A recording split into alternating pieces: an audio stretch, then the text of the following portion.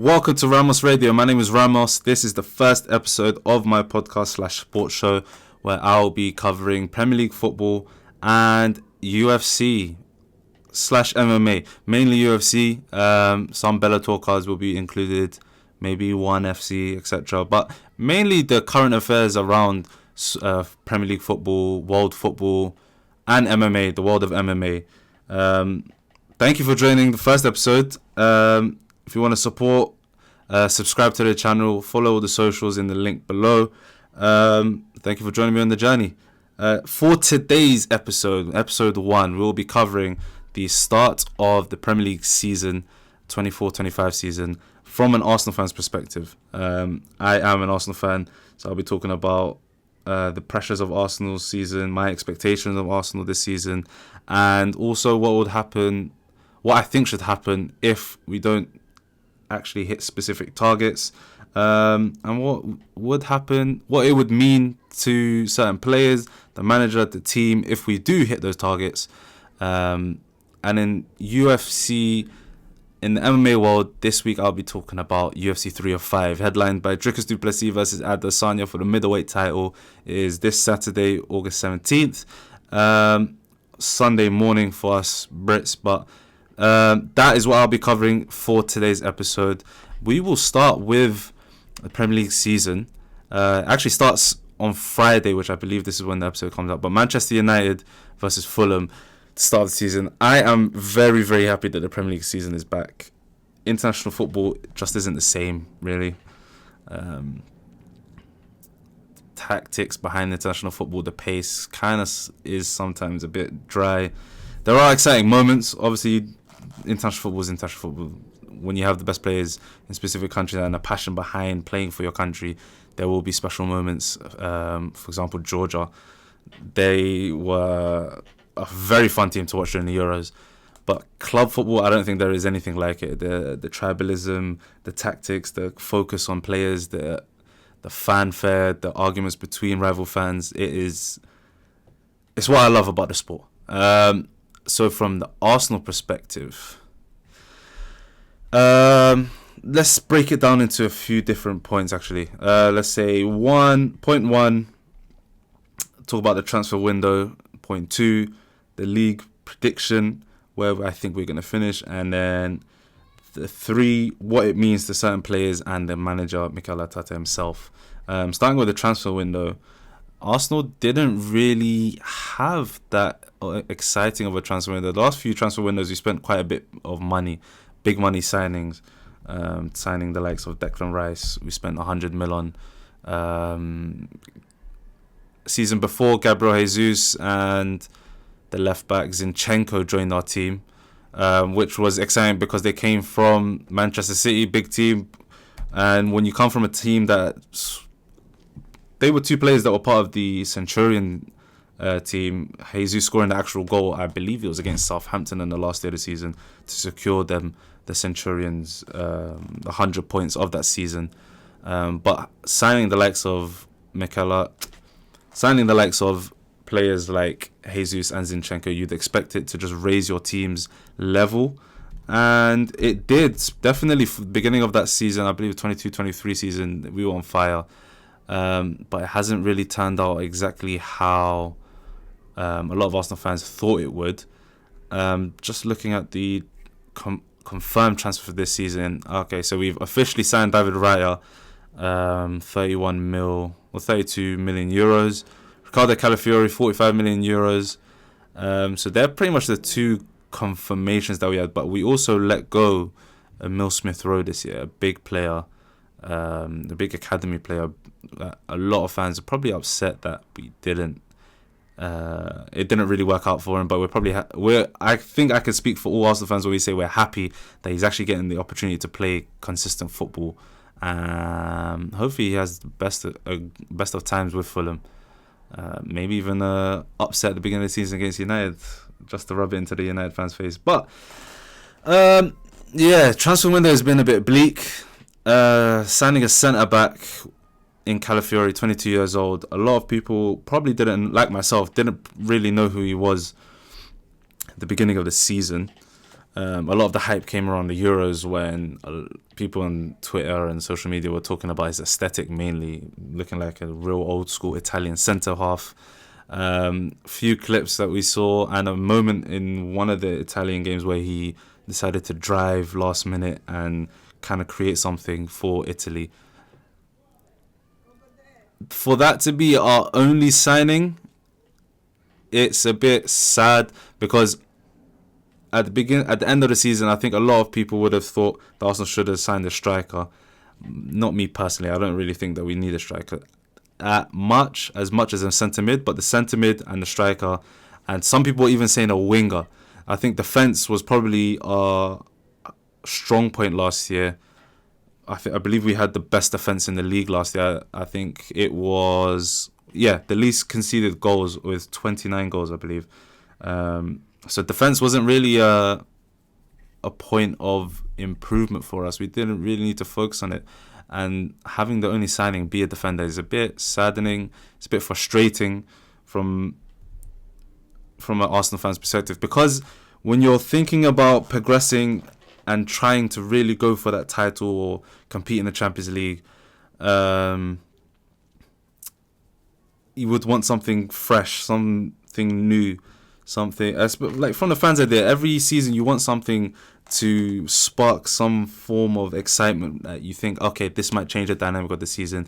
This might be the catalyst for us to really push on and finally achieve our goals that we've been trying to do for the last 2 seasons or so. Maybe Arteta thinks that he doesn't need to make those signings. Maybe the players that we have at the moment are probably good enough. We had a down season last year for a couple of players. It was very interesting. I was shocked that we done really well. I wasn't expecting anything last year, but Havertz proved me completely wrong. I didn't think he was going to be a great signing. He completely grew within the season and now looks like he can become an elite player. I would like him to be up top, to be fair, start up top. Rather than a midfield, I prefer him as the 9, as the focal point. He is tall, he's quick, he can cause defenders problems, and his link-up play is really good. But the 2 players that I think really need to step up from last season is Martinelli, who had a down season in terms of goals compared to the season before, where he was just on fire and he was one of the best wingers in the world. Arsenal fans were saying he was one of the best wingers in the world. I hope it wasn't just a one-season thing for him. I hope he's able to come back and really prove to himself, to the team, and to the world that he really is one of the best players in the Premier League. Gabriel Jesus as well. He was meant to be the talisman. He's meant to be he has the number 9 on the back of his shirt for a reason. He was meant to be the catalyst for us to become successful. Coming from Manchester City, like I said earlier, being part of those successful teams, the Centurions, being around a winning culture pretty much all of his career, especially since joining Manchester City, I think it was 2017, 2018, something like that. Learning from strikers that like Sergio Aguero, learning from the best manager ever, in my opinion, in Pep Guardiola, being around this winning mentality. I thought he'd be able to bring that to us, and it looked positive at the beginning of his Arsenal career. I think we can all think back to when we had the pink kit, and mainly that Bournemouth game, but just those first few games of the season where Gabriel Jesus was tearing up defenders, driving with the ball, creating havoc. You just looked like a real Brazilian talent, a kind of a throwback player, in the sense that he wasn't a system player. He can create something out of nothing, and hopefully he can go back to that. He's mentioned that last season he was obviously carrying an injury. In an interview at the beginning of this year, he said he's sorted out those issues. He finally feels perfect. He finally feels 100%. And he's not in pain when he plays football, which is very, very, very good to hear. Obviously, if players are in pain when they're playing football, you're not going to expect them to be at the best. He really did help and try to cause moments for us last year. He tried to help us succeed. He had glimpses as well. There was the game in the Champions League against Sevilla where he had an amazing performance. Champions League, he really did show up for us. Like, even in the Bayern Munich first game, the first leg at the Emirates, he got the assist for Trossard, I believe. I think he actually sent De Ligt, the new Manchester United signing, with a nice chop, assisted Trossard. So hopefully he can come back, fight for that place in the number 9 position, or even play off the wing, wherever he's able to get in and just play his best football, really be the guy that we need him to be. And hopefully he can push us towards being successful. It is a big year for us, for Arsenal, for Mikel Arteta, for players like Saka, to really take that big step towards the players being able to be finally considered world class. In my opinion, I think you need to be consistently at a high level for 2 to 3 years, just to make sure that it's not a fluke. Like Martinelli's season, if he can prove this year that he is a quality player and really get back to having high output, that is a positive for him. Players like Saka, Ødegaard, Declan Rice, Saliba, the core, in my opinion, they're the really important players where they need to raise their game just that bit more, prove that they're world class, and really drag Arsenal towards a title, be the key person, the talisman. It's a big year for Arsenal, and for Mikel Arteta as well. I believe this is his 5th year now.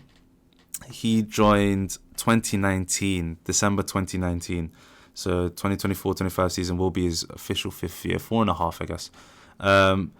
Last season he had expectations. Season before he didn't really, but we kind of shocked the world by competing for a title. Obviously we didn't win it in the end.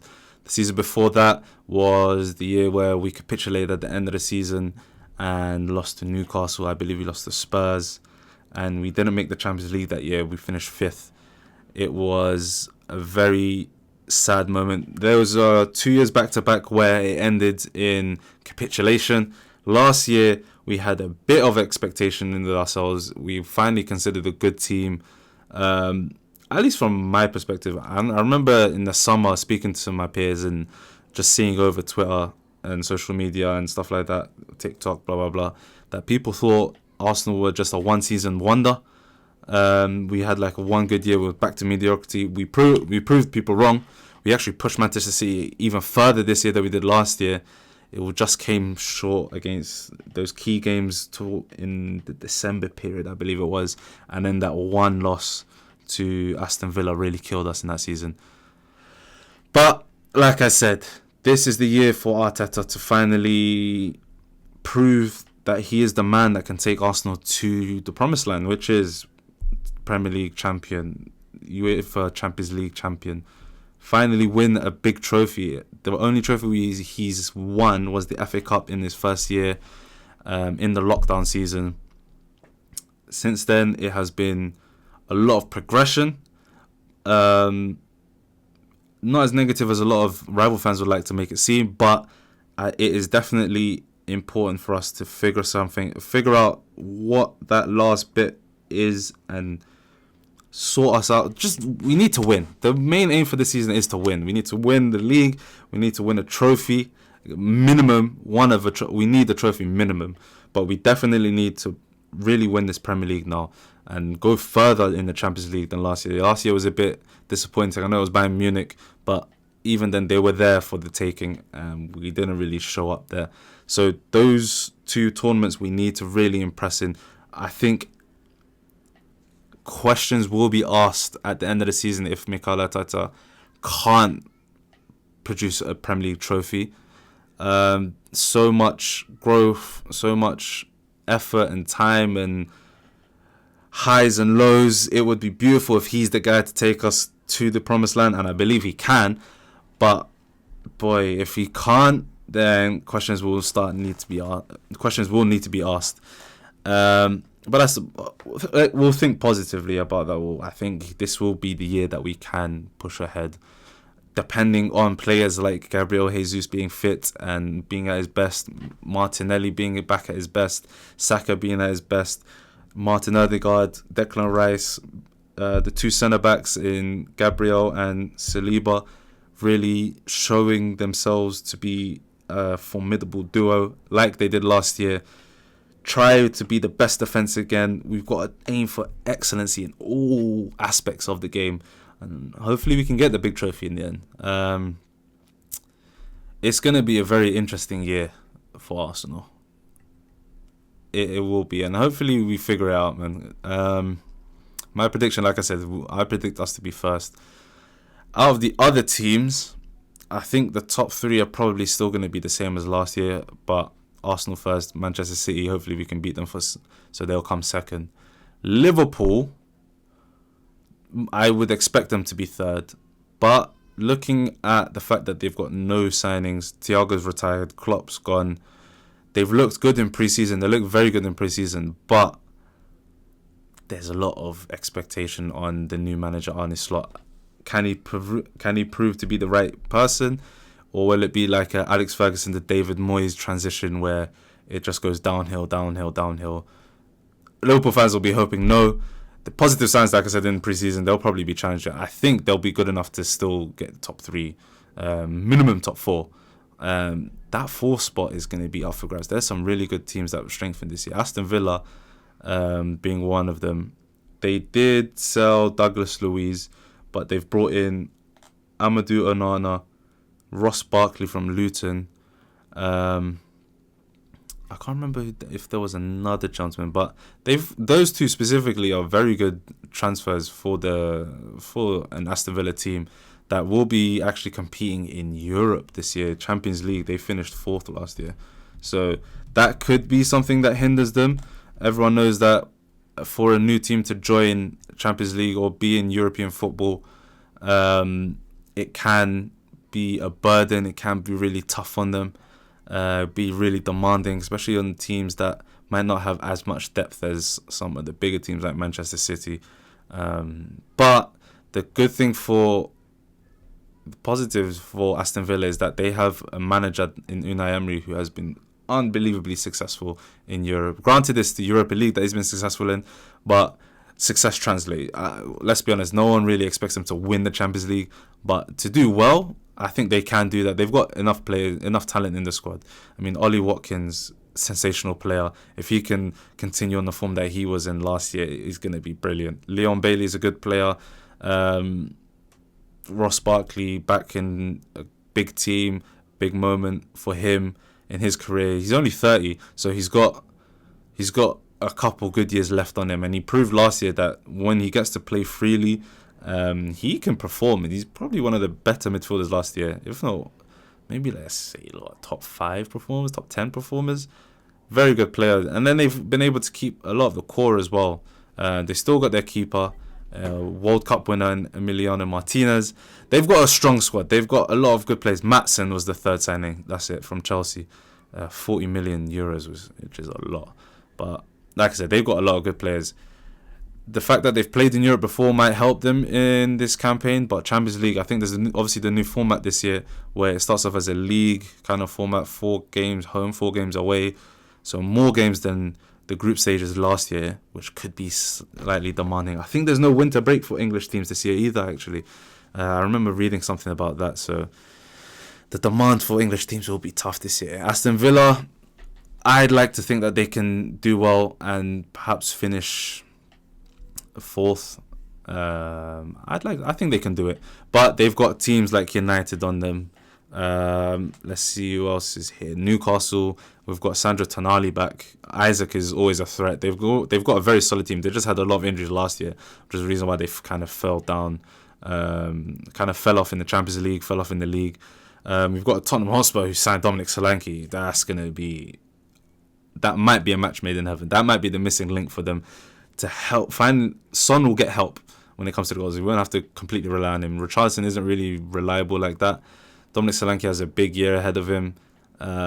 Coming off a big year at Bournemouth, he's back in one of the big teams, the top 6, and it's time for him to prove it, to prove to the world that he is what he was projected to be when he was a youngster at Chelsea, which is a wonder kid, a superstar. He's at a good age. I believe he's 25. Good age, under a good manager, good system. They could challenge for top 4. Chelsea's obviously a threat. Another year in with all of those players that they bought. They're still buying hella players. They got a new manager as well, the Enzo lad from was it Leicester.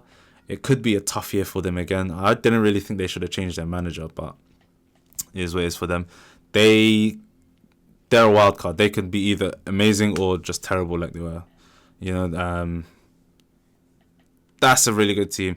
There are a few teams fighting for that position. West Ham could even be really good again. Top four, but I'll say Arsenal to win the league, Man City second, Liverpool third, Villa fourth. The top six after that, I don't know. I think fifth wins Champions League this year, if I'm not mistaken. If that's true, I'd probably peg Spurs to get that position over United. I think I'm gonna be real. I really like what's the gaffer's name? And he is a sensational manager. For the way that he had Tottenham playing last year was sensational. And obviously they had their highs and lows.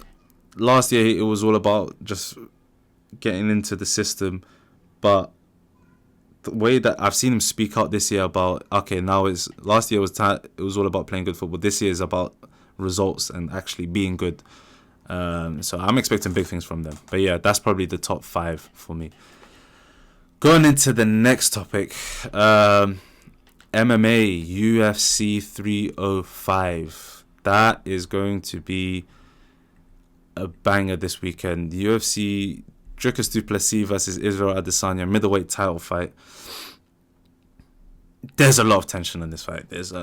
And it seems like there isn't really a lot of hype behind this. I think I saw a clip from Chael Sonnen earlier this week that kind of explained it perfectly. A lot of the beef that they have is very personal, and it's around race. And I don't know if the media really knows how to bring across that story, that rivalry, in a way that doesn't upset fans, or I don't think they know how to really bring the point across to the viewer of the significance of this fight. It's not just bad blood between the two. There is a lot of racial tension between them. Obviously, Dricus du Plessis is from South Africa. Israel Adesanya from Nigeria, grew up in New Zealand. I believe he moved there when he was very young. Dricus initially said, a few years ago, he came out and said that he's going to be the first real champion from Africa, which rubbed Israel Adesanya the wrong way, because Izzy, Kamaru Usman, who's also Nigerian, and Francis Ngannou, those three were, I believe, they were champions at the time that he made that statement.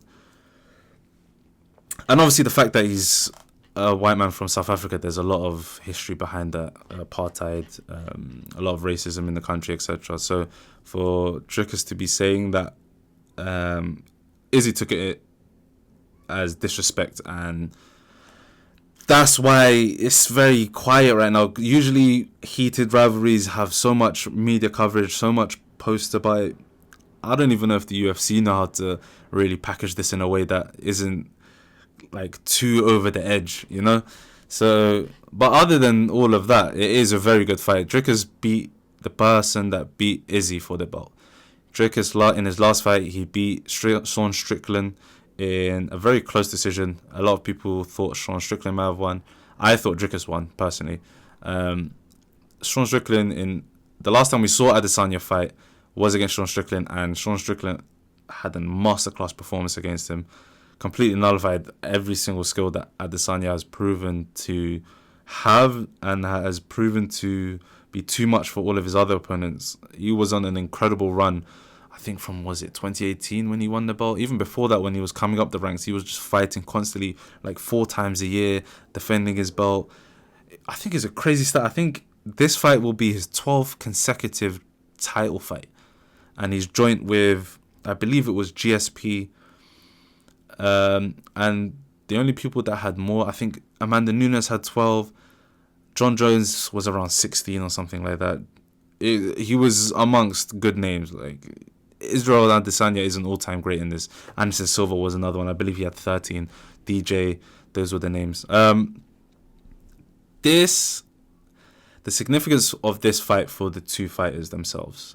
Dricus, if he can win this, he beats one of the all-time greats and solidifies himself as a champion. That's his first defense against a former champion as well.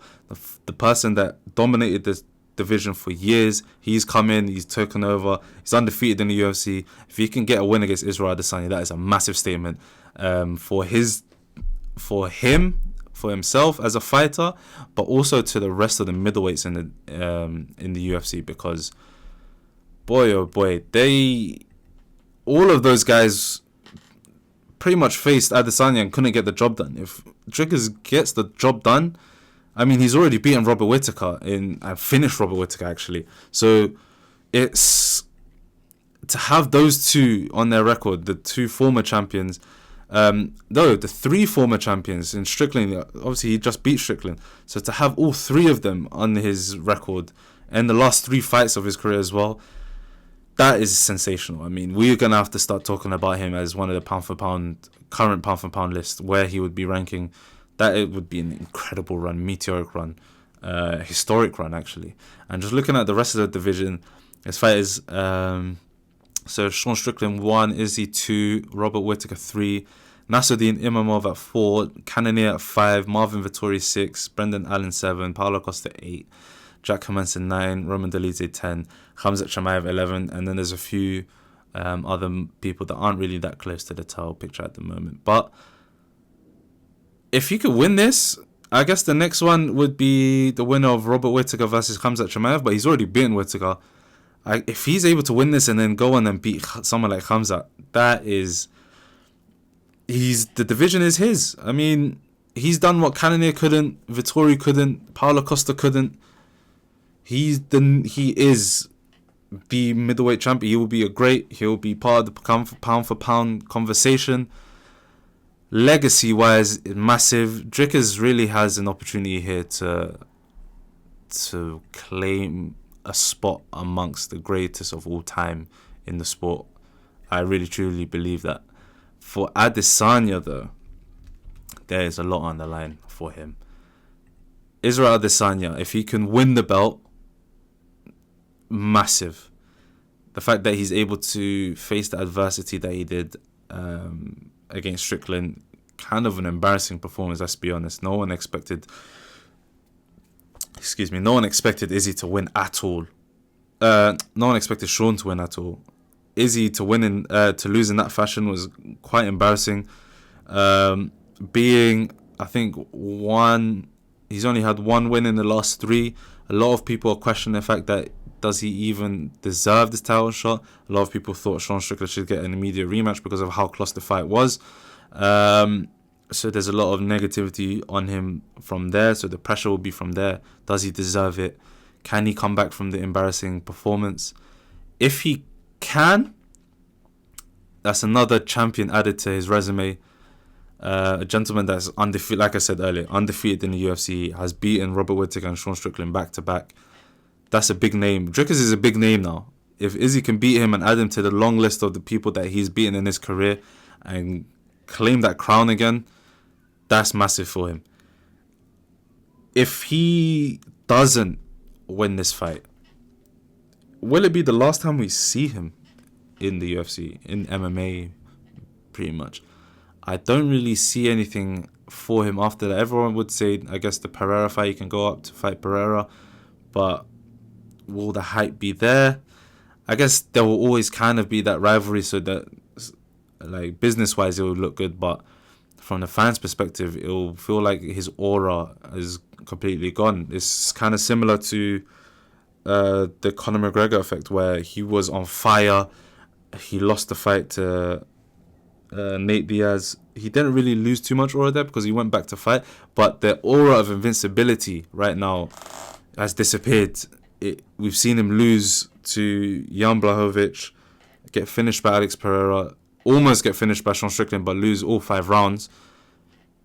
If he loses again, I guess that it's basically just he's past his best, he's past his time. That Israel Adesanya, the style bender era, is probably over.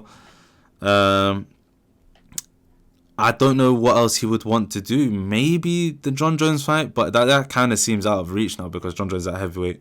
Israel Adesanya going to heavyweight doesn't seem like a great idea at all. At least the way that his style is, his body size, the grappling would be tough. I don't even know how you'd even get a fight with John Jones at this current time, because there's Stipe fight, there's Tom Aspinall in the wings. John Jones will probably retire after that. I don't know what would be next for Israel Adesanya if he was to lose this. So this is a massive fight with massive implications for both of them in terms of their title, in terms of their careers. I'm excited for this. Just speaking about it right now, that just hyped me up. There is a lot to go into this fight. The route to victory. I'll end on this quickly before just doing some picks for the rest of the card. The route to victory for this, I think Israel Adesanya has to look back at his Derek Brunson performance, because I see Dricus going for a lot of blitzes, a lot of grappling in this fight. I don't think he can really stand with Adesanya. If he decides to do the point game, he doesn't fight like Sean Strickland, so the defense isn't going to be that good. He would have to look at inspiration from his Derek Brunson performance, and also Darren Till spoke about his performance against Dricus du Plessis. I went back and watched that fight. There's a lot of interesting things that Izzy could learn from the stand-up sections of that fight. Darren Till was getting the better of Dricus du Plessis in the stand-up. There were moments where he was actually taking over the fight. It's just that he couldn't stop the takedowns and Dricus finished and blah, blah, blah. But there's a lot of inspiration. There's a lot of game planning. Darren Till tweeted to catch him in between the blitzes rather than completely backing off, stand his ground, maybe hit him with the straight left, hit him with an elbow, straight left if he's in southpaw, obviously. If he's in orthodox, hit him with the straight right, hit him with the elbow, hit him with something coming in, like he done with the Robert Whittaker fight, and how he got the finish against Robert Whittaker. You can look at inspiration from there, and also the inspiration from the Derek Brunson fight, how he was able to stuff the takedowns and still stay in the pocket, keep the pressure on whilst being defensively sound against the takedowns, and then catch Dricus, finish him off. Don't get me wrong, there's a route to victory for Adesanya. This is an easier fight for him than the Sean Strickland fight. For Dricus du Plessis, it's going to be a tough performance, but I think for him, he would have to look at the Jan Blachowicz-Israel Adesanya fight for inspiration and a way to win. Grappling is definitely going to be his route to victory. He's definitely going to have to mix it up. Don't get me wrong, Dricus du Plessis isn't terrible standing up. He's a former K1 champion, I believe he was. He was K1 champion. So he can fight, he can strike. We've seen him finish people. His grappling is probably better than Adesanya's out and out grappling, so that probably is the best route to victory. I would say staying composed like Jan Blachowicz and Sean Strickland were is the route to victory for him. To stay, not to bite too much on the feints, to be defensively sound, but also counter at the right times and pick the moments to go for takedowns, time those takedowns, make this a sport. Don't make this a fight. I know all of the craziness between the two guys, the bad blood, whatever. It needs to make it a sport. Win the rounds, win the important rounds, steal some rounds with the wrestling as well. That is possible. The ground and pound.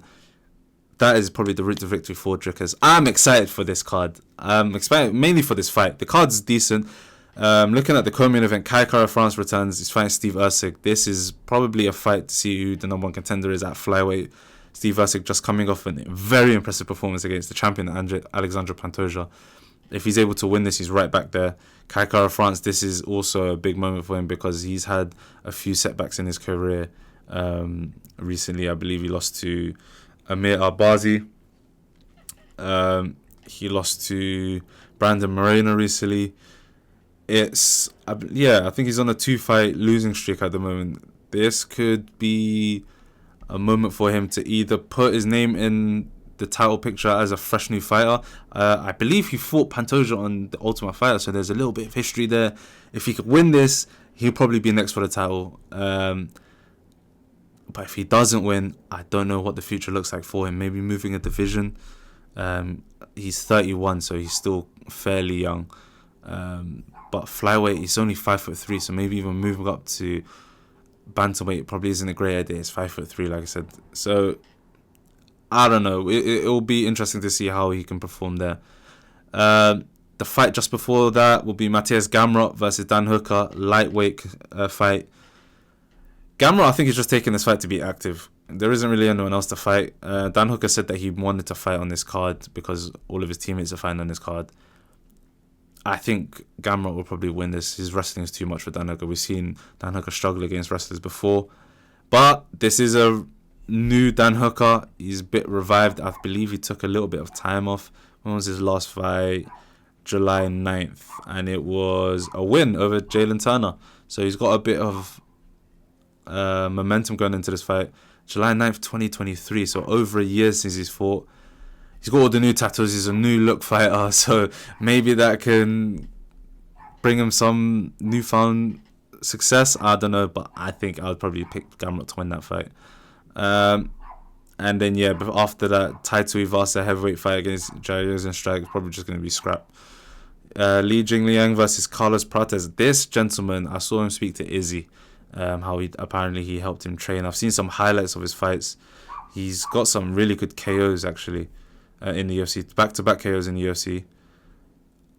So this is his third fight this year, actually. Yeah, a KO victory over Trevin Giles in February 10th. He fought in June, got a KO victory over Charles Radke. This is a new name against a name like Li Jingliang. The UFC fans know who Li Jingliang is. He is a fun fighter. He has a bit of fan love as well. So if Carlos Prates can beat him on a big card like this, push his name in the welterweight division, there's a lot of new openings in this division as well. Maybe rise to the rank, become ranked if he wins this fight. I believe Li Jingliang is number 15. But yeah, fun card. UFC 305 is going to be a fun card. Premier League starts. This is going to be a great weekend for me, for sports fans. I'm excited. It's been a long wait for Premier League football to be back. I'm finally happy that I get to support my Arsenal. I get to watch just football back to back. It's good to be a sports fan right now. But yeah, that is everything. I think I covered everything that I had written here. If you enjoyed the video, if you enjoyed the episode, make sure to like, comment, subscribe, share to your friends. Join me on the season. Join me on my journey this year. I'll be posting hopefully very often, every week, hopefully every multiple times a week, hopefully every 2 weeks. We'll see how things work out. But yeah, I appreciate you guys tuning in. My name is Ramos. This is Ramos Radio. Tuning up.